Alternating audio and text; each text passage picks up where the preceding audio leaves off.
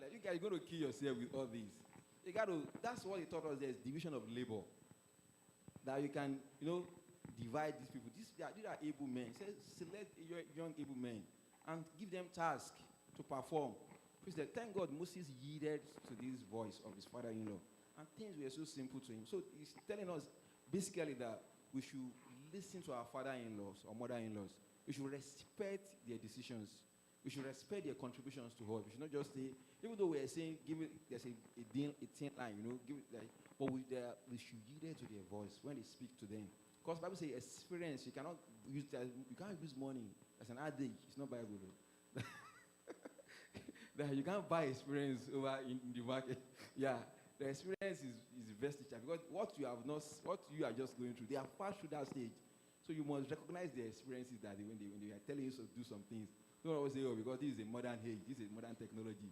We have our way of doing this. But you must listen to them and respect their decisions. When they are telling you something, even though you don't want to listen to what they say, just be humble and respect their contribution to your family. And I pray God will grant us more understanding in the mighty name of Jesus. Also, Proverbs 11, verse 14. Proverbs 11, 14.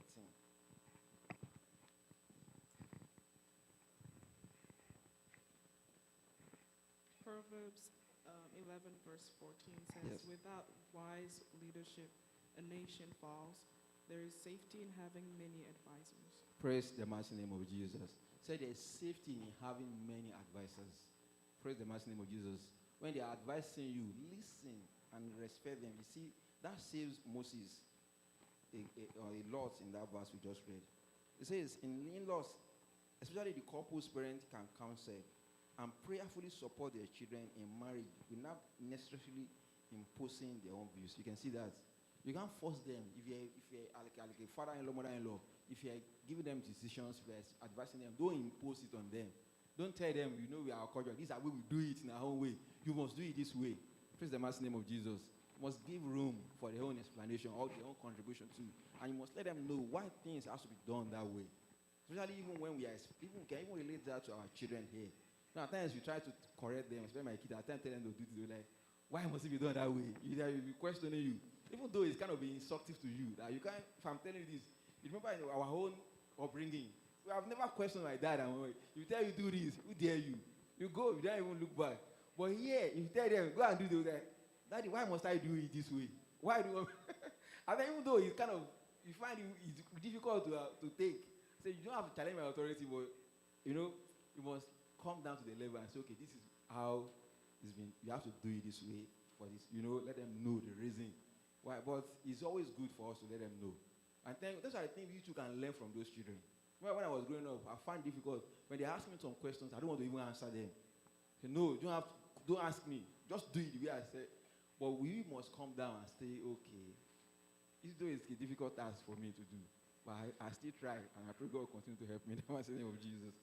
So we must listen to advices when people come to advise us, especially when in-laws, when they come to advise, we must prayerfully and support their children in marriage without necessarily imposing their views. The married couples should be allowed to take their own decisions. Praise the mighty name of Jesus. They should be allowed to take their own decisions. Don't force anything on them. Praise the mighty name of Jesus. And even we as even couples, I remember in those days when my father-in-law, mother-in-law, they would come and they praise the mighty name of Jesus. What they did, I'm just going to say, what they did to me.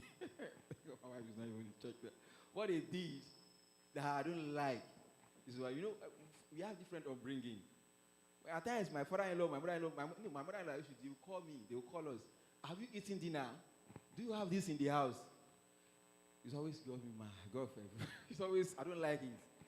And am I not capable to take care of our family or what are you trying to say? But they were more concerned.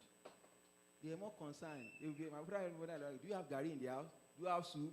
Do you eat yesterday night? I was like, oh God. Praise the mighty name of Jesus. What is it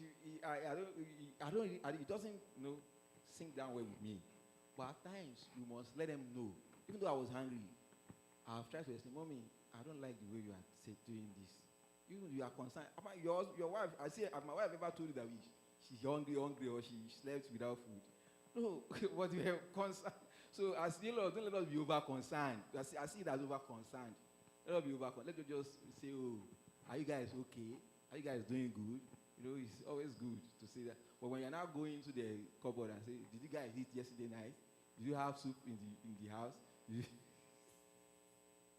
And I pray God will help us and grant us more understanding in the mighty name of Jesus. So couples should be allowed to make their own decisions. Let's give them, give them that breathing space.